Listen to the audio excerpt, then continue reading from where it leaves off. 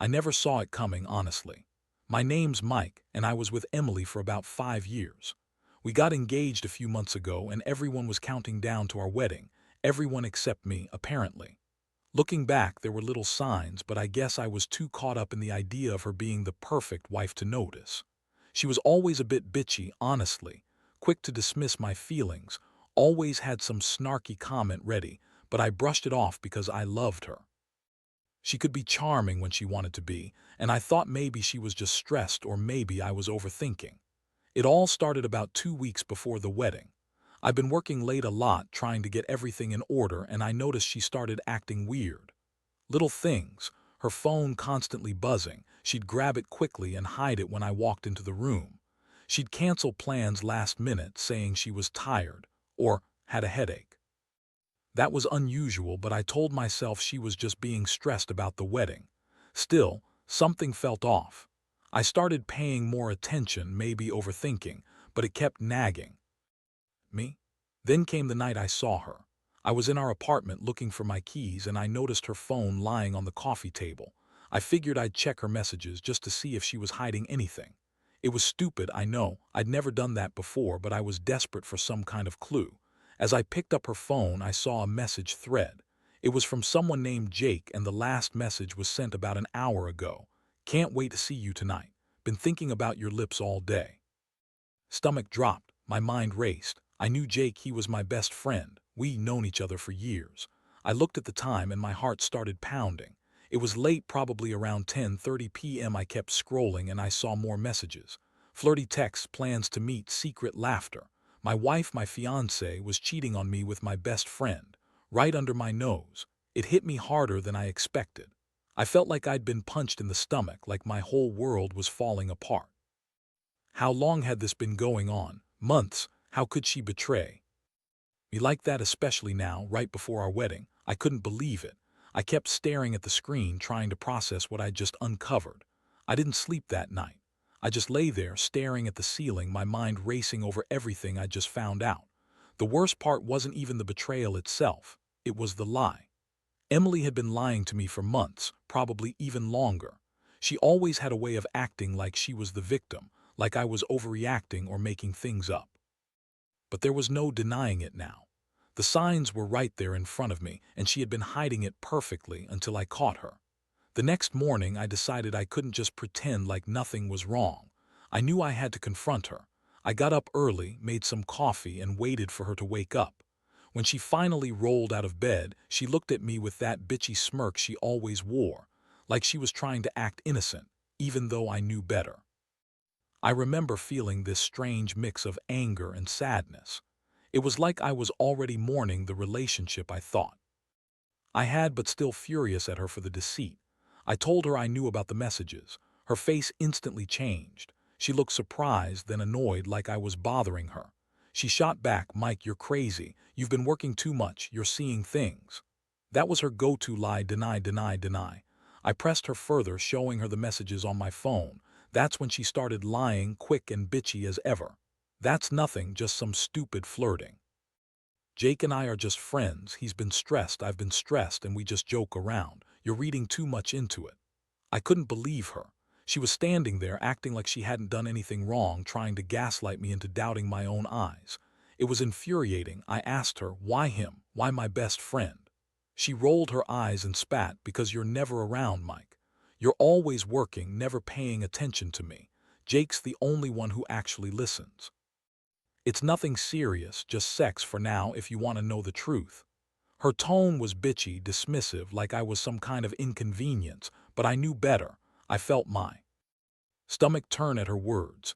She was bragging about cheating on me, about being a slut behind my back. She tried to make it sound like I was overreacting, like I was the one causing the problem. That's classic Emily: blame shift and lie her way out. I felt this horrible feeling creeping into my chest, like I'd been betrayed not just by her, but by everyone I trusted. My best friend, the woman I thought I loved, and even myself for not seeing the signs. I wanted to scream, but I just stared at her, trying to keep my composure. I could feel my fists clenching, my mind racing to figure out what to do next. How do I even begin to process this? How do I move forward from a betrayal this deep? After the initial confrontation, I felt like I was spinning out of control. The room was dead silent except for her bitchy little smirk and my pounding heartbeat. I didn't even know what to say or do next. My thoughts kept circling around one thing. How could she betray me like this? How many times had she lied to my face? I kept asking myself if I was blind, if I ever really knew her at all. That feeling of betrayal was like a heavy weight pressing down on my chest, making it hard to breathe. I knew I needed some space, something to clear my head. I told her I was leaving for a while, that I needed to think. She rolled her eyes, the same bitchy sneer on her face. Go ahead. Think about how you're overreacting, Mike. Like I said, it's just sex. Nothing serious. You're making a mountain out of a molehill. Her voice was full of condescension, like she didn't care at all. That was the moment I realized she didn't see me as her partner or even as a person. She saw me as an obstacle she could lie to and manipulate. I grabbed my keys and walked out of the apartment, not because I wanted to, but because I knew I had to. I needed to get away from her, from that toxic atmosphere.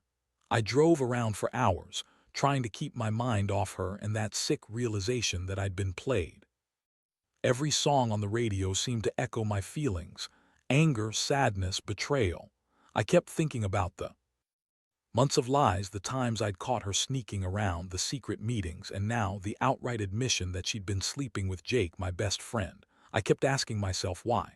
Why Jake? Why her? Why did I trust her at all? It's like my whole world had been turned upside down in a matter of hours. I felt duped, stupid for not seeing the signs sooner, stupid for ever thinking she was genuinely into me. And then came the worst realization. What does this mean for us? For the wedding? For everything I'd built with her? Could I even trust her again? Could I look at her the same way? Every thought I had was a mix of hurt, rage, and a strange numbness. I didn't want to believe that my life, the one I'd spent years building, was this fragile house of cards ready to collapse at any moment. By the time evening rolled around, I was exhausted mentally and emotionally. I knew I couldn't just keep running from this, but I also didn't feel like facing her again so soon. The betrayal was too raw, too fresh. I had to think about what I was going to do, how I was going to handle this mess. I kept replaying her words, her sneering tone, and how she insisted it was just sex, like that made it okay. But I knew better. Sex with my best friend. Months of sneaking around, that's not just something, that's the kind of thing that destroys everything. I remembered her bitchy attitude, how she always dismissed my feelings, how she would lie to my face and then turn it around on me. That's when it hit me. This wasn't just a fling or a mistake. It was a calculated betrayal. She had been lying for months, probably ever since she met Jake. And Jake, my supposed best friend, knew exactly what he was doing. I felt this deep, burning anger. How could they do this to me? How could they sit there and lie to my face, act like nothing was wrong, then go behind my back and have sex? I couldn't understand how I'd been so blind. I reached out to a guy I knew from work, a friend who had always been good with advice.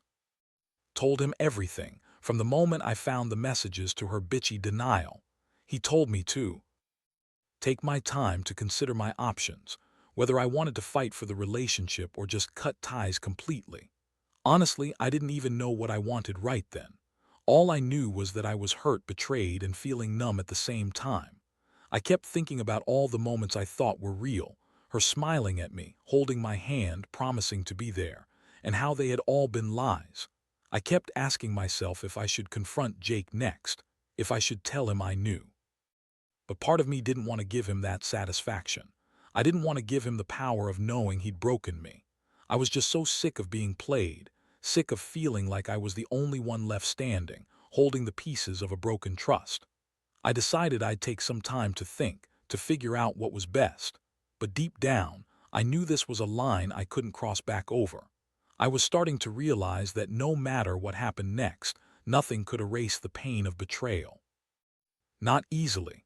I was questioning everything: who I was, what I believed in, and whether I'd ever be able to trust anyone again. The next few days were a blur of sleepless nights and endless thoughts.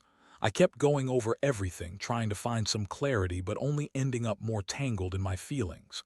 Part of me wanted to rage, to confront Jake and Emily and tear everything apart. Another part just felt numb, like I was watching my life fall into pieces and couldn't do anything to stop it. I kept asking myself, how did I get here? How did I let someone I loved so deeply betray me like this? Every time I thought about the sex, the lies, her bitchy attitude, something inside me broke a little more. I finally decided I couldn't keep pretending I was okay.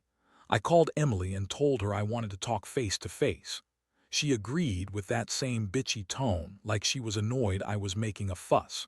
When she showed up at my place, I was already boiling inside. We sat down and I could see she was trying to act like she was in control, like she still had the upper hand. But I wasn't having it.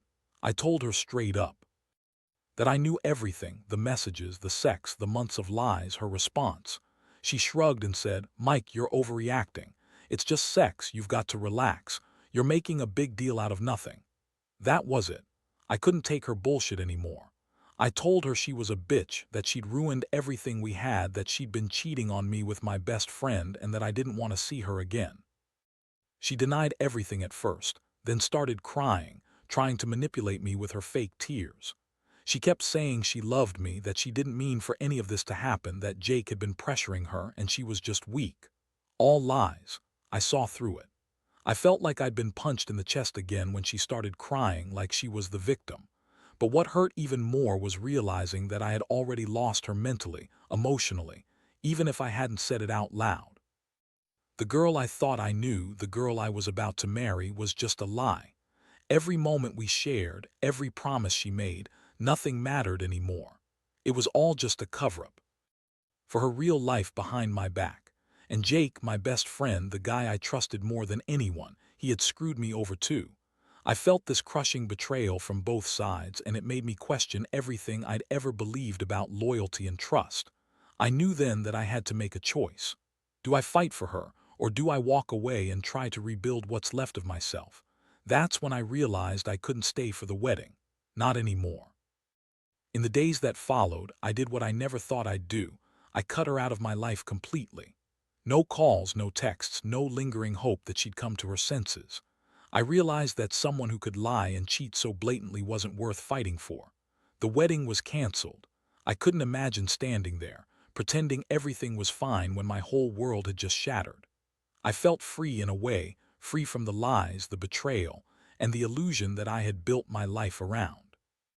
But even as I moved on, I couldn't completely shake off the sting of it all. The trust I once had in people, in love, was now broken. I kept asking myself how I let this happen, how I was so blind, so trusting. I learned something about myself through all the pain. I'm not invincible, and I shouldn't ignore the warning signs. Emily was bitchy, manipulative, and a liar, yet I still convinced myself she was the one. Jake was my best friend, and I never thought he'd betray me like that. But they did, and I had to accept that some people are just not who they pretend to be. In the end, I feel like I've grown stronger because of it. I don't want to be the guy who gets played over and over, who stays in a toxic relationship just because he's afraid of being alone. I've learned to trust my instincts, to see the red flags earlier, and most importantly, to value myself enough to walk away when someone crosses the line. If there's one thing I want others to take from this, it's that betrayal cuts deep, but it also teaches you what kind of person you want to be. I refuse to let this define me, but I will never forget. Never again will I ignore the signs or let someone manipulate me into believing their lies. So yeah, this was the worst experience of my life, but it's also the one that made me realize I deserve better. I don't know what the future holds, but I do know one thing. I'll never let anyone treat me like that again. Some lessons are harsh, but they're necessary. And while it hurts like hell now, I'm hopeful that someday I'll find someone who values honesty, loyalty, and respect. Someone who won't make me question everything I thought was real.